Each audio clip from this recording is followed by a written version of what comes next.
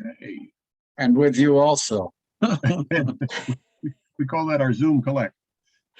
Nice. So, Kim, welcome. We're glad you're with us today. Kim is the executive director Correct. of Project Food Forest. I first found out about this project with Seth Godin's The Carbon Almanac, which I sent everyone a link to that blog post yesterday with the announcement. So, Kim, we're really glad to have you with us today, and tell us about your work. And it looks like we have Rachel doing it. Hi, Rachel. Welcome. Hello. So tell us about the project. Tell us how you got into this. Yeah, so if you can talk for another maybe 20 seconds, I believe a train is about to pass by. Train. Well, in your area So of the country, that's probably not uncommon, right? And I have no way to mute that out. No kidding. No kidding.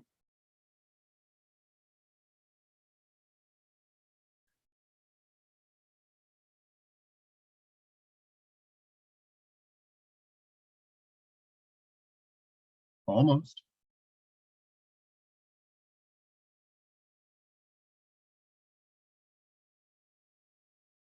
Yeah, thanks for having me. Okay, Kim. Thanks for having us. Yes. So I do have a PowerPoint, which is sort of basic, that I'll speak off of in addition to jumping back and forth a little bit. I believe you had hoped I would stick in the 15 to 20 minutes area. Yes. Okay. Perfect. So as you know, our organization is called Project Food Forest. I'm going to pull this up here. So we were established in 2016, as I said.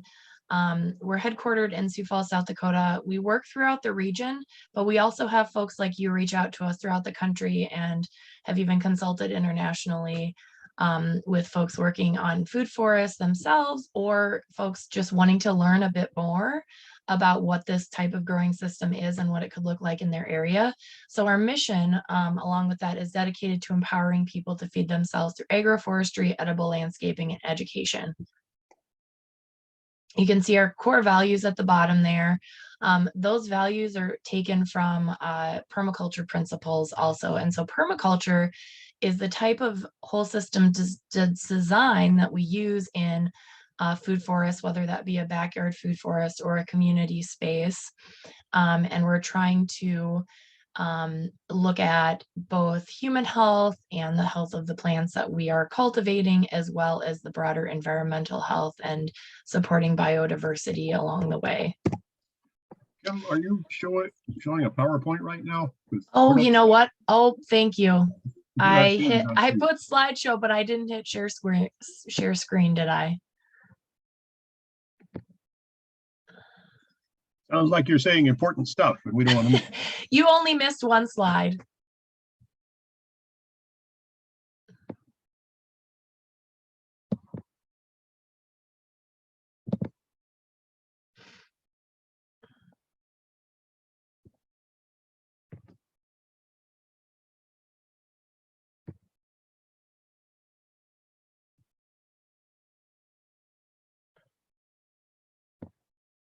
Give me 1 second here.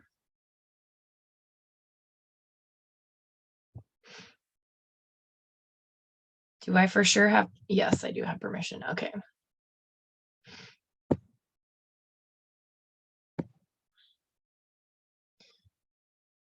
There we go. Okay, so a forest garden. This was the only slide that you missed. So just a couple of pictures of some very happy participants. As Rachel said, one of the things that she does in the outreach and education role, as well as our AmeriCorps members, is being present with the public, both on site at our demonstration site and partner sites, as well as out in the community at events and conferences and things of that nature. So if you're brand new to the idea of a food forest, or maybe you've grown food, but it's been in an annual garden, and maybe you had a fruit tree in your backyard, we're incorporating multiple elements in that. So it's also called a forest garden. There's a diverse planting of trees, shrubs, and other plants. We include a variety of types of plants that might include edible plants primarily, medicinal plants often, and some plants act as both. You know, we like to think of the quote from that Socrates, let food be thy medicine. And so there's all of these foods that we're growing. They're very nutrient dense, and especially if you're harvesting right in your backyard or in your local community space, you don't have that nutrition loss in transport of food. So that's one benefit. We also really incorporate native flowering plants as a way to bring in pollinators, and just the beautification purposes is that as well. But what we're doing with all of these multiple elements is attempting to mimic ecosystems and patterns found in nature. So this gives you an idea of what a food forest could look like. Before we started the presentation today, I mentioned that what we can grow here in the upper Midwest, and particularly in Zone B, most of you will be able to grow out in your area in New York State as well. Walnut tree, you know, we're showing different layers here. One of the fun things about doing the community work is how many people are surprised by what they can grow in their area and how encouraged and empowered they are by that. We try to promote fruits and vegetables and nuts that don't require a lot of input. So an input would be, you know, blueberries are one that's finicky. You generally have to be amending your soil to have a high acid content. If that's something you really want to focus on, great. But if you're looking for a low input type of bush, we might promote a serviceberry or a honeyberry and some of these other plants that do really well. So these are the many, but not all encompassing benefits of a food forest. And we work with clients and the general public in both public spaces and private spaces. And one of the things that we're seeing is multi-use with that. So even at our demonstration site, we have about an acre of food forest that is open to the public fully every day. That's free to be utilized and for people to wander through and harvest as they please. We have an additional 4 acres of prairie and wetland restoration and an annual garden that will be slowly opening up over time. One thing that we've seen more and more interest come to us, especially in the last 2 years, have been in existing community gardens or backyard gardens where they may have raised beds or they may have in-ground planting, but they're wanting to incorporate some of these perennial plants as well. So in a system like that, where maybe you have raised beds or in-ground, you can do a perimeter. That's a common way to add in sort of these food forest elements. And then there's also a way of having different areas. So you might have an area that you want to become shaded over time with these multi-layers, and you might want an area left in full sun so that you can have those plants really produce well. As I mentioned, we think about ecosystems when we're designing and operating food forests, and healthy ecosystems include the need for healthy soil, healthy air, healthy water. So a lot of spaces that exist that we've worked in or other folks we know are interested in, sometimes they have issues with these. You know, we are situated right next to a river that has some significant pollution issues. The main part of the food forest at Prairie Ally, our demonstration site, was a former railroad bed that was taken out about 60 years ago. And so as we're building these systems, we're also bringing back life. We're bringing back more life. We're getting plants that have deep root systems that are getting down low and having high infiltration rate and low runoff rate, and actually remediating the soil in some ways as well. Another big, I'd say, area of expansion within what we're thinking about and focusing on in our community work is the enhanced well-being that spaces like this can offer, whether that's in an institutional setting, again, in a backyard or a corporate campus, or a full-fledged public food forest. Connecting with nature offers mind, body, spirit benefits across the board, and there's more and more research showing the benefit of that.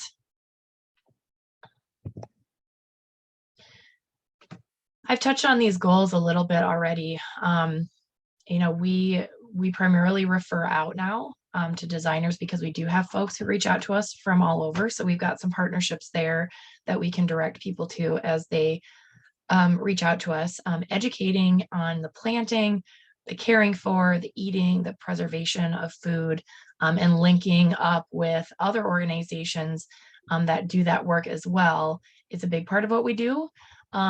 We're partnered with both University of Minnesota Extension and South Dakota State University Extension, and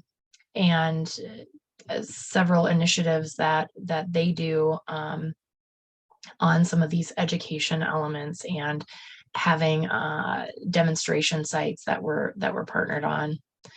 A new partnership we have is with a new urban farm in Sioux Falls, and they're working with school kids.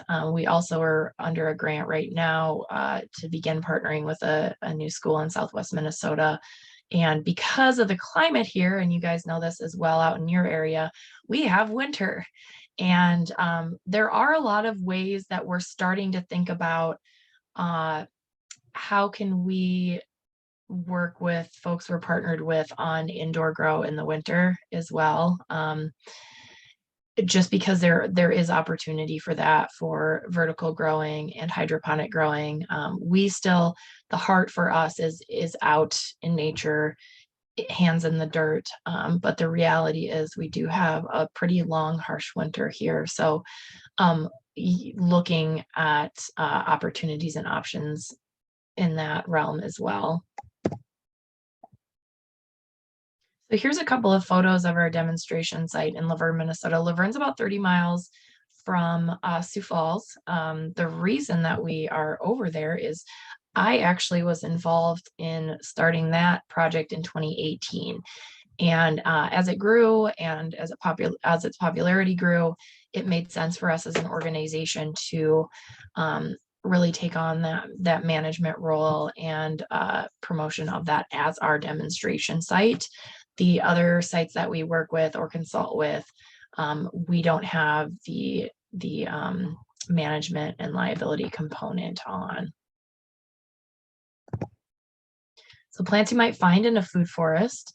As I said, perennials are what we focus on primarily, but we do throw in some of the annual plants, such as, you know, I've got a photo of basil here and a sunflower, both for food and for beauty and for pollinator habitat. Birds love the seeds on any of these plants as well.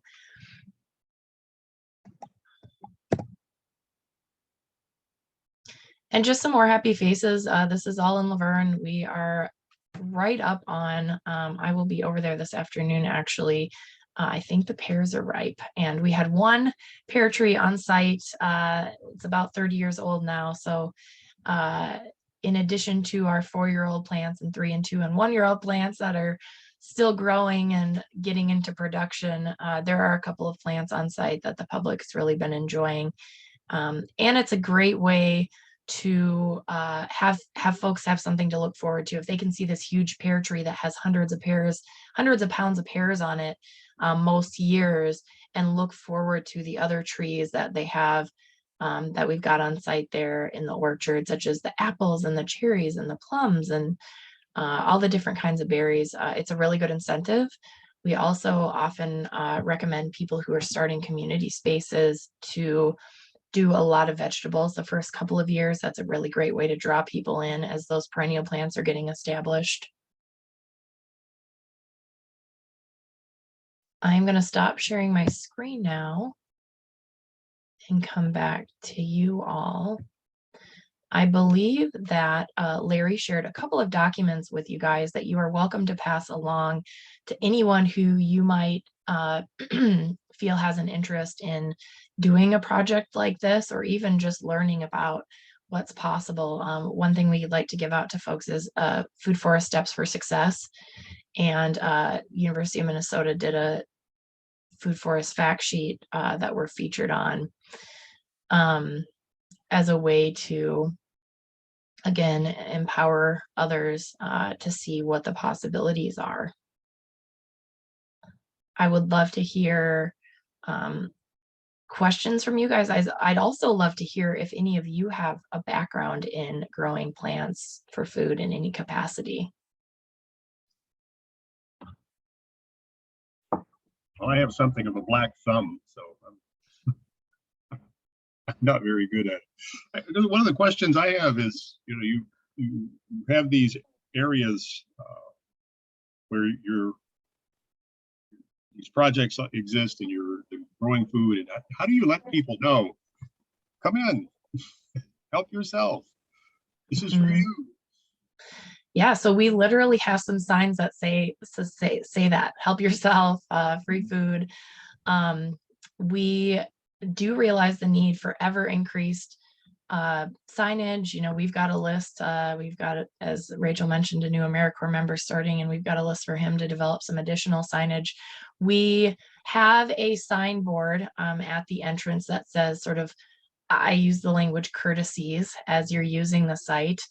We also had University of Minnesota develop signs for us that have a photo of what the fruit so say for an apple, we just took one specific apple variety and it would say a health benefit, when to harvest, a photo. And we have those signs out there like yard signs that are seasonal, and we try to do one by at least every variety of fruit and nut species out there. The other thing that we always talk to about with folks that might be looking at a project like a community space is the location. So we are very fortunate in Laverne for the location being on a main bike path and a main road. That's also just a few blocks from the law enforcement center. So we kind of have the regular, not in a fear way, but in a good way of we haven't had much in the way of vandalism just because it's a highly visible, highly trafficked area. We've got the neighborhood there. We have had churches consult with us on what this could look like on a church property. And it can look like a variety of things. There's a site in Sioux Falls that has an orchard that we designed for them, and it's behind the site.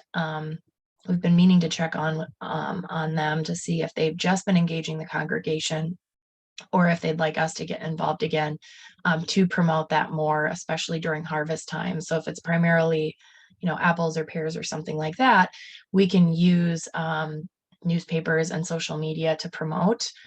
We do that for Prairie Ally. We do harvest alerts.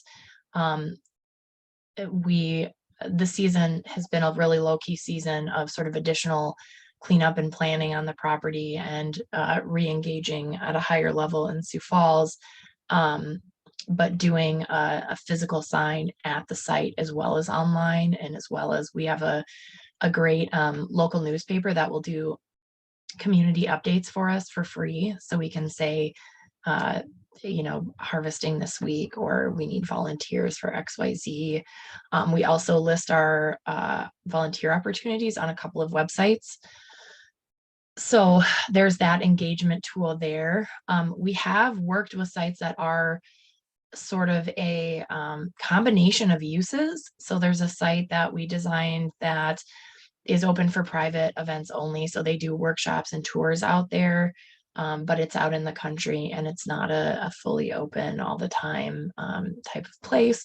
We've also had some really fun projects that sites like this can create or build interest in. Is our local hospital, they needed a windbreak and they'd seen what we were doing at the food forest, and they ran into us one day, their landscaping person, and he said, we needed a windbreak and we saw what you guys were doing and we consulted with the county and their tree program and we got elderberries in our windbreak.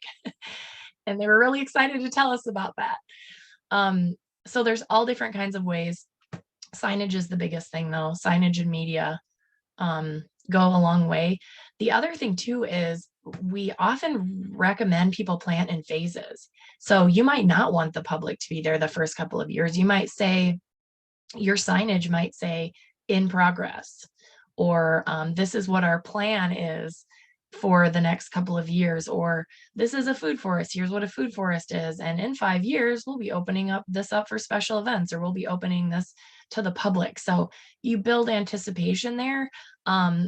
Also having the community involved, even if it's at a volunteer level and not having the community come in whenever they want to, it allows for a sense of ownership, a sense of care and responsibility, and that goes a long way in keeping the site cared for and cared about. You talked about the pears are ripening now. Have you ever found yourself in a situation where you have too much food? You got to do something with it before it goes bad? Do you have a relationship with food banks, or how do you deal with that? The answer to that one is not yet, but we do see that as a possibility, and the food bank is where that excess food would go. We do have on our main sign at the site, we also say if you have mobility issues and are unable to harvest, or whatever, if you're unable to harvest for any reason, please contact us and we will harvest for you, or you can meet one of our staff out there.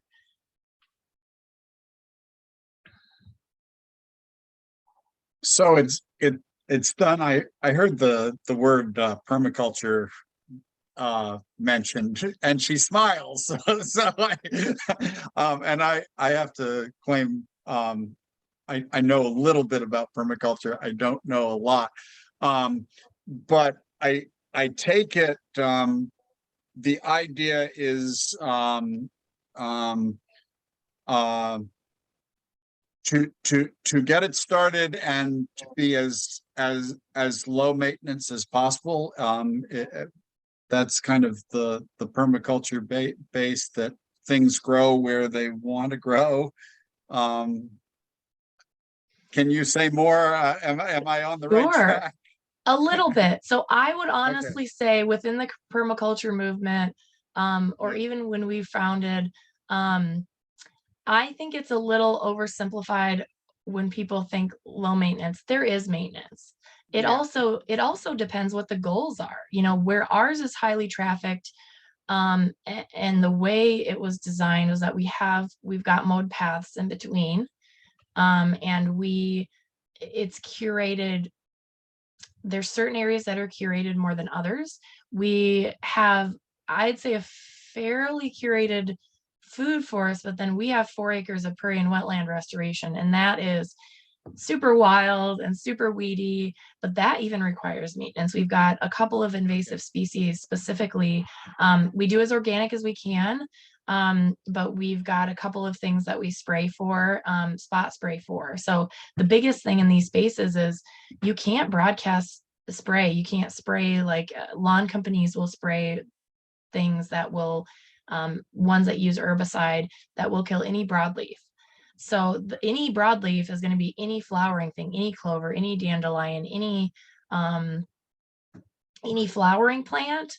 And so, you know, we're looking at what that looks like. We're also wanting to do more of educating the public on propagating. So raspberries are one that's very abundant. They will spread.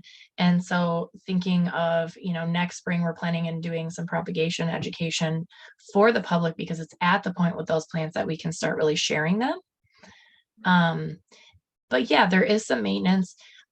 It also, the goals of how much you want the plants to produce vary. So we do pruning. You know, I don't personally have a lot of expertise, but we have someone in our network that does. And so we've had him prune the last couple of years on the fruit trees. We really are incredibly blessed to have an AmeriCorps member coming on board who has experience in working at an orchard and working at farms and working at farms in Hawaii even, and has grown every kind of plant imaginable. So that goes a long way. But we want these to be approaches and techniques that are doable for the everyday person that might even consider themselves having a black thumb. A lot of things are simple. And it just depends how deep you want to go into the techniques, and if, you know, how organic you want to be, how high production you want. Okay. I'm curious how this concept would translate to an urban context. I serve 2 churches in Utica. Utica is a city currently of a little over 60,000 in population. It reached its population height at the end of the Second World War at about 120,000. So there's been significant depopulation. There are a lot of empty lots where houses formerly sat. Also, since the early 1800s, this has been a heavily industrialized part of New York State. There are a lot of issues with brownfields. There are the average housing stock in Utica is built in the late 1920s. So there's a fair amount of lead leachment into the soil. There are in the city several community gardens. They're all raised bed. There's also a fair amount of a renaissance happening downtown with repurposing of buildings, a new hospital being built. And so I wonder, in an urban context like ours, a couple of things, how you address underlying environmental issues. And secondly, have you done any partnering with city planners and the like to incorporate food forests into an overall plan for a community? Yes. So ones that we haven't worked with, we've had partners that have worked with. So I would lead. So the Food Forest Steps for Success that I sent out as one of the attachments, a lot of that was taken from Kathy Bukowski's book, Community Food Forest Handbook. And what she did was, that was the culmination of her PhD work. And she went to maybe 20 different public food forests throughout the country and did case studies on those. So that's very interesting to see the different types of spaces. As far as the need for the soil remediation in areas, that's a little bit challenging. It's very possible. A lot of times people will start with flower gardens, and like sunflowers are one that really draw that out. So having a plan and a goal of soil remediation through a variety of plants well suited to your area that are really good at doing that is a great place to start. And another thing that we often hear from people and have people ask us on that we don't know enough quite yet to advise ourselves on is the idea of land trusts for spaces.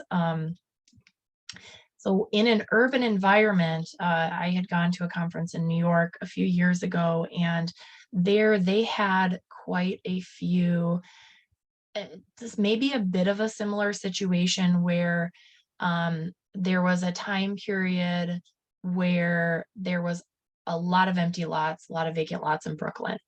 And the city allowed for neighbors to create flower gardens and vegetable gardens on those lots. Well, tides changed and those spaces became popular again. And because those lands were not protected in any way, and there was an economic incentive, it became development again. And so I'm not opposed to development, but I also see green spaces and community gardens having an immense value. I think every city that I visited would say they should have left more space as they developed. They should have left more parkland. They should have left more wild spaces.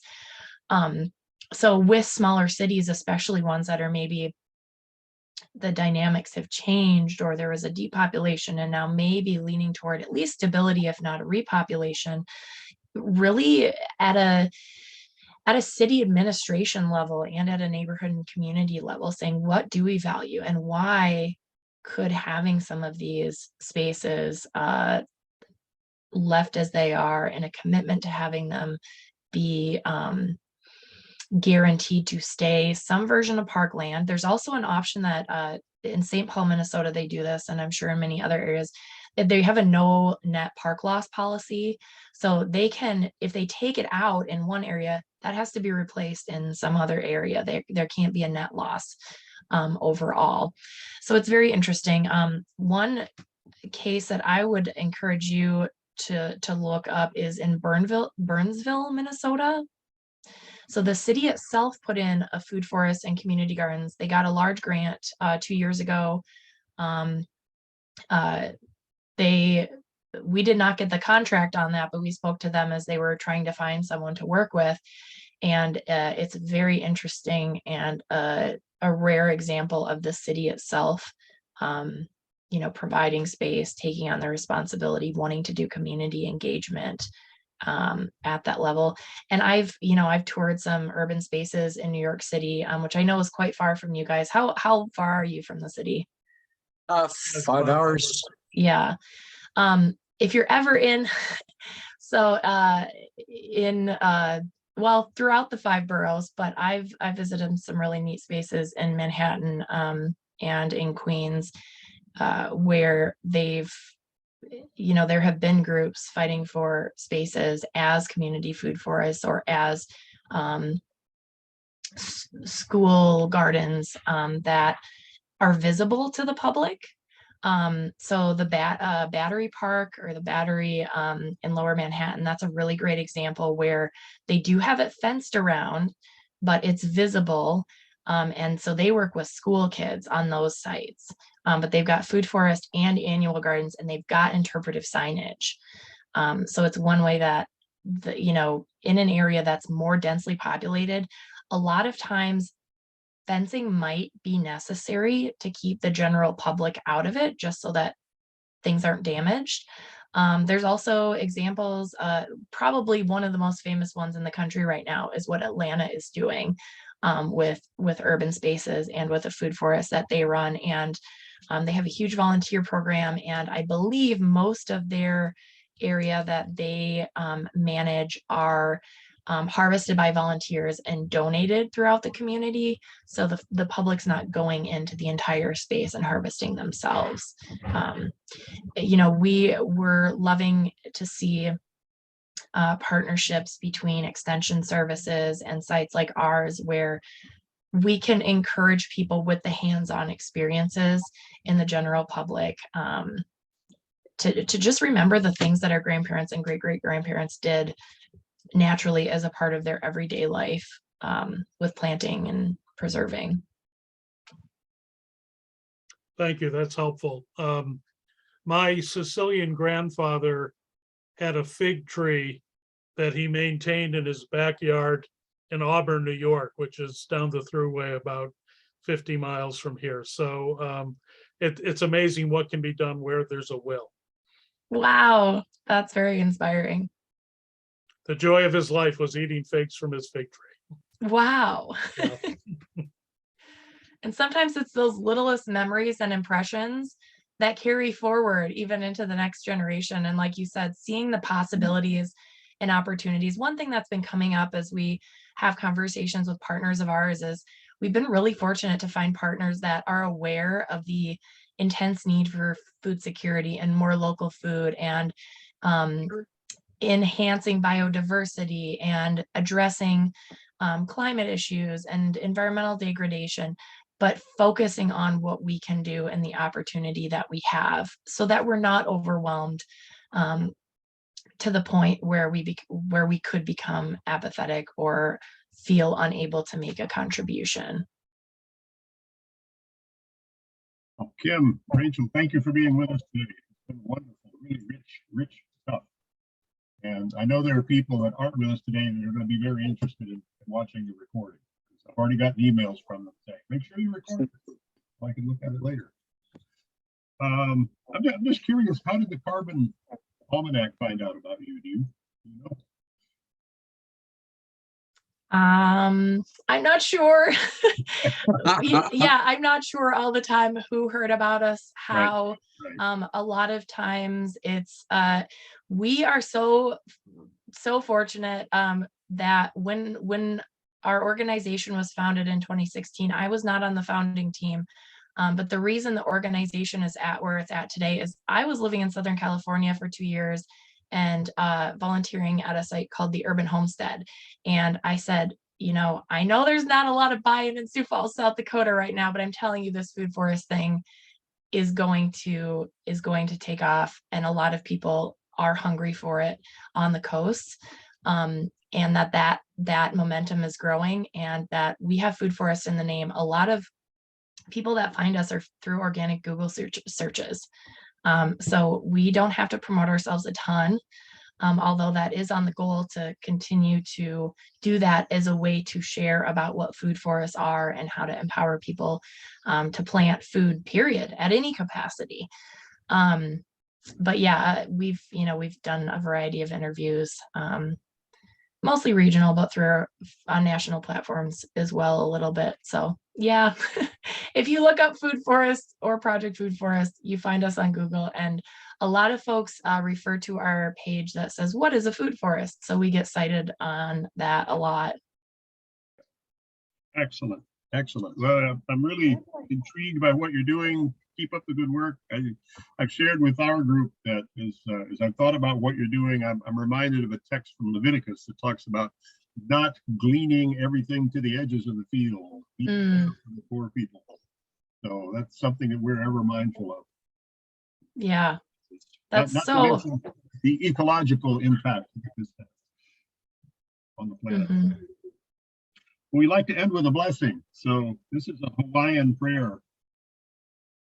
May the earth continue to live. May the heavens continue to live. May the rains continue to dampen the land. May the wet forests continue to grow. Then the flowers shall bloom, and we people shall live again. Again, thank you for being with us. Amen. Thank you for that. We're grateful to just be growing food and talking to people about it. We're glad to make the connection with you. Yes, thank you all so much. All right, bye now. Bye-bye. Bye.